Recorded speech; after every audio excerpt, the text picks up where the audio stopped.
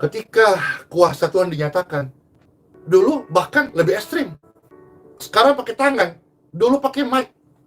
Angkat tangan, pastor touch pakai mic, mikrofon. Tuk tuk tuk tuk tuk tuk tuk tuk tuk.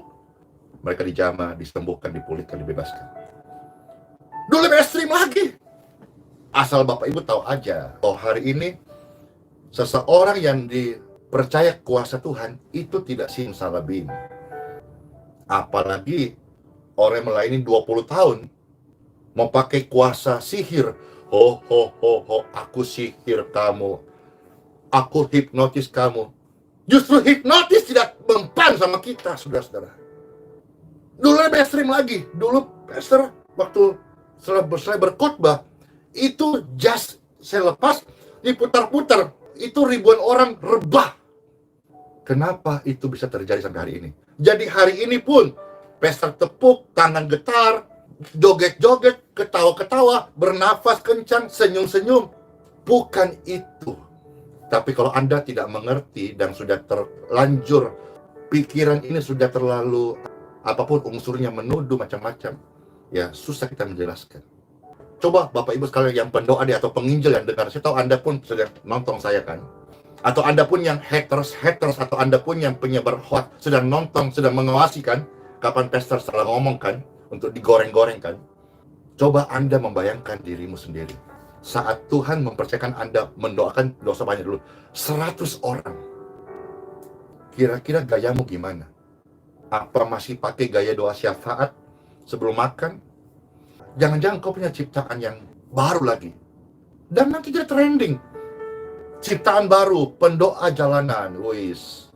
Dan pastor tidak perlu pikirkan itu dan tidak perlu untuk mengkoreksi siapapun karena hidupku hanya memberkati. Kalaupun saya lihat aneh, ya sudah, itu mungkin memang DNA-nya atau mungkin warnanya yang Tuhan kasih. Hasil membenarkan cara. Caranya bisa melalui bayangan, caranya bisa melalui merebahkan tubuhnya, caranya bisa dengan sepotong kayu, caranya bisa dengan melemparkan segenggam garam, caranya bisa dengan sapu tangan dan kain yang pernah dipakai oleh Paulus. Tapi hasilnya sembuh, sehat, pulih. Nah, sekarang kepada orang yang suka menyebarkan hoax, haters, suka fitnah, suka menuduh sesat, suka mengkritik, mencari-cari kesalahan untuk digoreng-goreng. Bagaimana kita menjelaskan hal ini?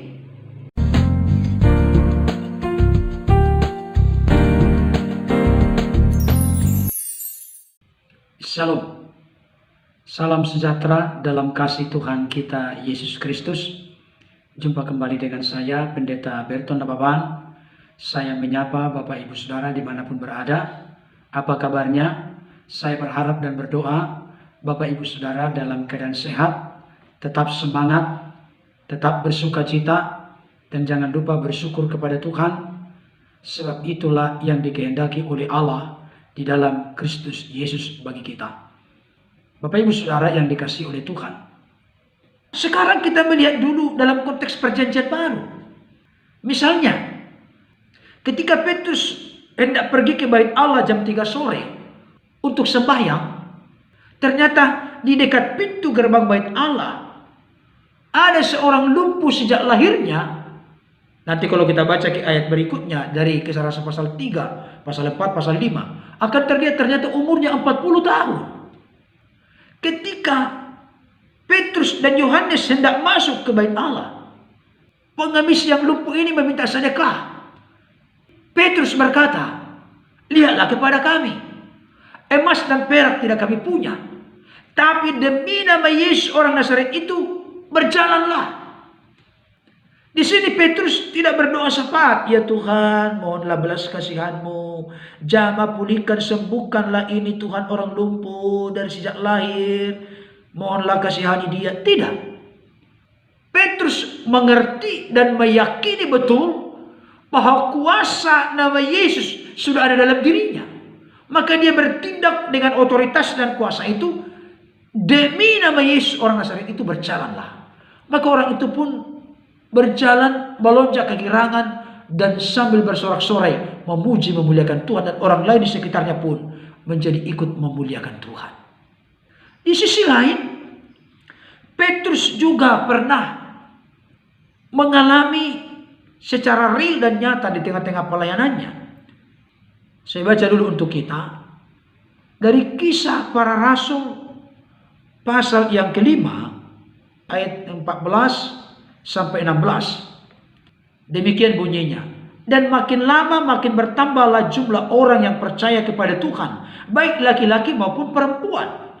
Bahkan mereka membawa orang-orang sakit keluar ke jalan raya dan membaringkannya di atas balai-balai dan tilam, supaya apabila Petrus lewat, setidak-tidaknya bayangannya mengenai salah seorang dari mereka. Dan juga orang banyak dari kota-kota di sekitar Yerusalem datang berduyun-duyun serta membawa orang-orang yang sakit dan orang-orang yang diganggu roh jahat, dan mereka semua disembuhkan. Caranya lebih aneh, lebih ekstrim, lebih tidak masuk akal lagi di sini dengan pelayanan Rasul Petrus. Apa itu? Setidak-tidaknya bayangannya mengenai salah seorang dari mereka dan mereka sembuh. Bayangan Petrus menyembuhkan. Tapi pertanyaannya, apakah kita jadi mengidolakan, mengagumi, takjub terpesona kepada bayangan Petrus? Oh tidak. Bayangan Petrus tidak ada apa-apanya kalau bukan kuasa Yesus ada dalam dirinya. Kalau bukan kuasa nama Yesus menaungi melingkupi hidupnya. Kalau bukan Roh Kudus yang mengurapi Petrus. Ini jelas. Tapi caranya aneh. Tidak masuk akal. Ekstrim. Apa itu? Lewat bayangan sembuh. Sekarang kita masuk kepada pelayanan Paulus. Saya bacakan untuk kita Kisah Para Rasul 19 ayat 11 sampai 12. Dikatakan demikian. Oleh Paulus Allah mengadakan mujizat-mujizat yang luar biasa. Bahkan orang membawa sapu tangan atau kain yang pernah dipakai oleh Paulus dan meletakkannya atas orang-orang sakit, maka lenyaplah penyakit mereka dan keluarlah roh-roh jahat. Saudaraku, ini lebih ekstrim, lebih aneh, lebih tidak masuk akal lagi. Apa itu? Sapu tangan dan kain yang pernah dipakai oleh Paulus, ketika itu diletakkan kepada orang-orang sakit, maka penyakitnya lenyap dan keluar roh-roh jahat. Sapu tangan dan kain yang pernah dipakai Paulus loh. Bukan Paulusnya. Sekali lagi, ini lebih ekstrim, lebih aneh, lebih tidak masuk akal lagi. Hasil membenarkan cara.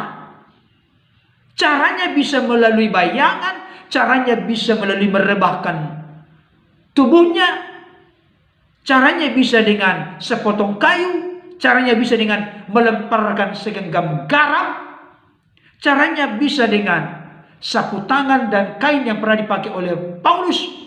Tapi hasilnya sembuh, sehat, pulih, mengalami jamahan dan lawatan Tuhan. Nah, sekarang kepada orang yang suka menyebarkan hoax, haters, suka fitnah, suka menuduh sesat, suka mengkritik, mencari-cari kesalahan untuk digoreng-goreng. Bagaimana kita menjelaskan hal ini? Hasil membenarkan cara. Barangkali orang yang suka nyir akan berkata, oh itu berlaku di zaman para rasul. Oh sorry kawan, saya mau kasih tahu, Yesus Kristus baik kasih kuasa kebaikannya tidak pernah berubah dahulu, sekarang, sampai selama-lamanya. Atau jangan-jangan orang yang suka menyebar fitnah, hoax, dan menjadi haters ini, mereka punya lagu favorit. Tuhan Yesus tidak berubah, saya juga tidak berubah. Tuhan Yesus tidak berubah, saya juga tidak berubah. Jangan Bapak Ibu Saudara.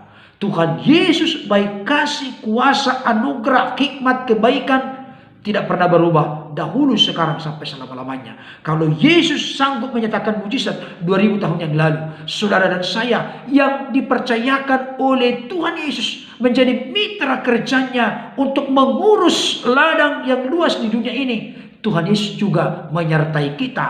Bahkan pemberitaan Injil disertai dengan tanda-tanda Itu masih tetap terjadi sampai sekarang. Yang benar lagunya adalah Tuhan Yesus tidak berubah, tidak berubah, tidak berubah. Tuhan Yesus tidak berubah, tak berubah selama-lamanya. Haleluya, haleluya, haleluya. Dan kuasanya tidak berubah, dan kasihnya tidak berubah, dan firman-Nya tidak berubah, kebaikannya tidak berubah.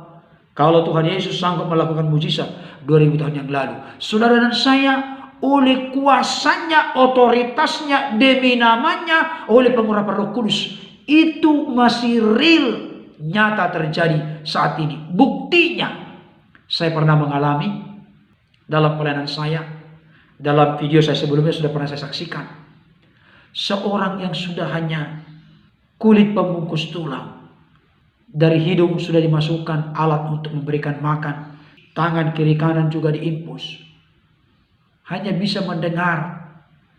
Menurut saya sudah kritis ini orang, tapi masih bisa mendengar, masih bisa pelan sekali mengangguk. Saya permisi dulu dengan keluarga. Apakah Bapak Ibu Saudara berkenan saya mendoakan Bapak ini? Itu caranya begitu saya buat. Lebih ekstrim, lebih hebat lagi dengan yang dilakukan dan dibuat oleh hambanya Pastor Randi Simon. Saat itu saya bertanya, apakah Bapak Ibu Saudara mau saya mendoakan Bapak ini? Oh ya, Pak Pendeta, kami mau, kami senang. Apakah Bapak Ibu Saudara percaya kepada firman Tuhan? Ya, kami percaya. Kalau begitu, sebelum kita berdoa kepada Bapak ini, saya menyampaikan dulu secara singkat firman Tuhan. Saya bawalah firman Tuhan dari Matius pasal 8. Di sana dikatakan bagaimana seorang yang kusta datang kepada Yesus. Tuhan, jika Tuhan mau, Tuhan dapat mentahirkan aku. Jika Tuhan mau artinya dia tidak mengatur Yesus. Tuhan dapat mentahirkan aku, dia percaya kepada kuasa Yesus.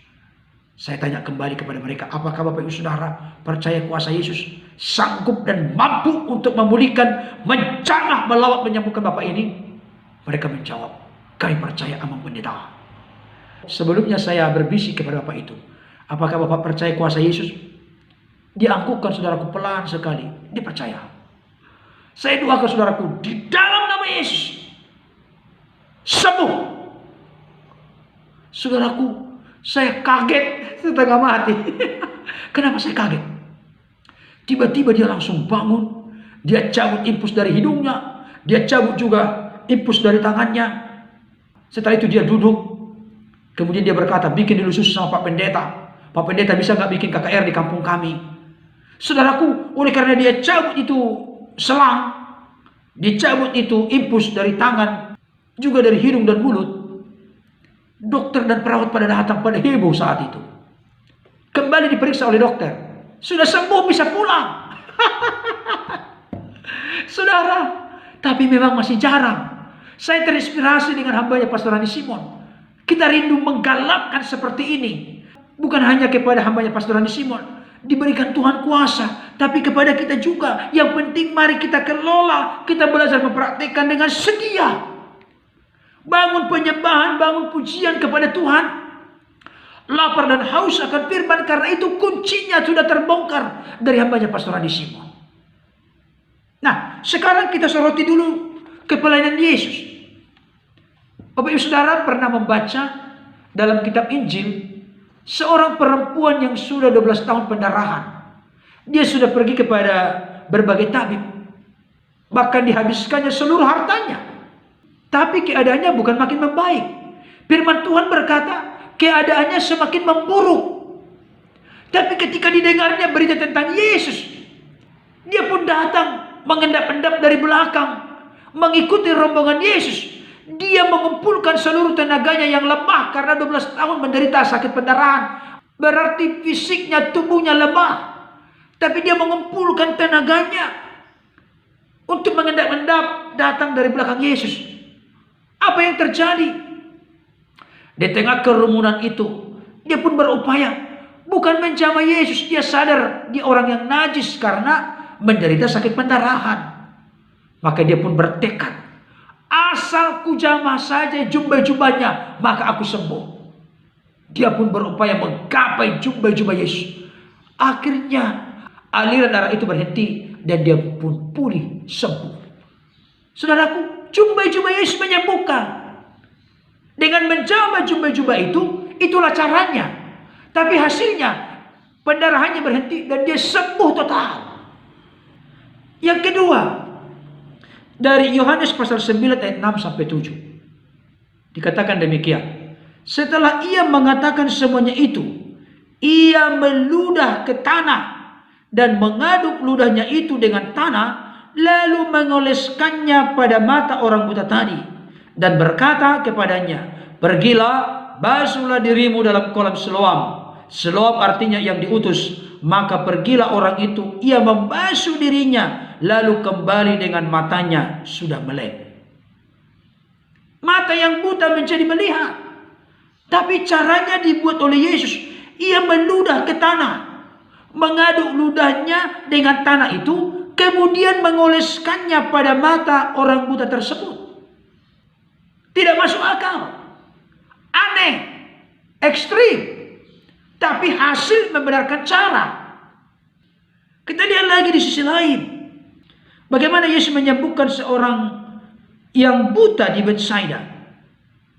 Dari Markus pasal 8 ayat 22 sampai 25 dikatakan demikian. Kemudian tibalah Yesus dan murid-muridnya di Betsaida. Di situ orang membawa kepada Yesus seorang buta dan mereka memohon kepadanya supaya ia menjamah dia. Perhatikan. Yesus memegang tangan orang buta itu dan membawa dia keluar kampung. Lalu ia meludahi mata orang itu dan meletakkan tangannya atasnya dan bertanya, sudahkah kau lihat sesuatu? Orang itu memandang ke depan lalu berkata, aku melihat orang, sebab melihat mereka berjalan-jalan tetapi tampaknya seperti pohon-pohon. Yesus meletakkan lagi tangannya pada mata orang itu, maka orang itu sungguh-sungguh melihat dan telah sembuh, sehingga ia dapat melihat segala sesuatu dengan jelas. Kita perhatikan di sini cara Yesus. Pertama, memegang tangan orang itu. Yang kedua, membawa dia keluar kampung. Yang ketiga, meludahi mata orang itu. Yang keempat, meletakkan tangan atasnya. Jadi caranya bisa beraneka ragam, caranya bisa berbeda-beda, caranya bisa unik, caranya bisa menurut kita ekstrim, aneh, tidak masuk akal. Tapi hasilnya orang yang buta ini akhirnya bisa melihat dengan jelas. Bahkan dikatakan di sini, orang itu sungguh-sungguh melihat dan telah sembuh. Bapak Ibu Saudara, nah sekarang ketika kita melihat fakta-fakta ini, masih beranikah kita untuk nyinyir, menganggap sesat itu dari kuasa asing, menyebar hoax, kabar yang tidak benar, atau menjadi orang-orang yang suka berkata sesat, menyimpang, tidak alkitabiah? Saudara dikasih Tuhan, hasil membenarkan cara. Saya akan menutup ulasan saya ini dengan satu kesaksian dari hambanya, seorang yang memiliki pengalaman dahsyat dan luar biasa dengan Tuhan, yaitu Smith Wigglesworth. Saya pernah membaca satu buku berkaitan dengan Smith Wigglesworth. Ceritanya begini. Suatu ketika Smith Wigglesworth berkhotbah di sebuah gereja besar.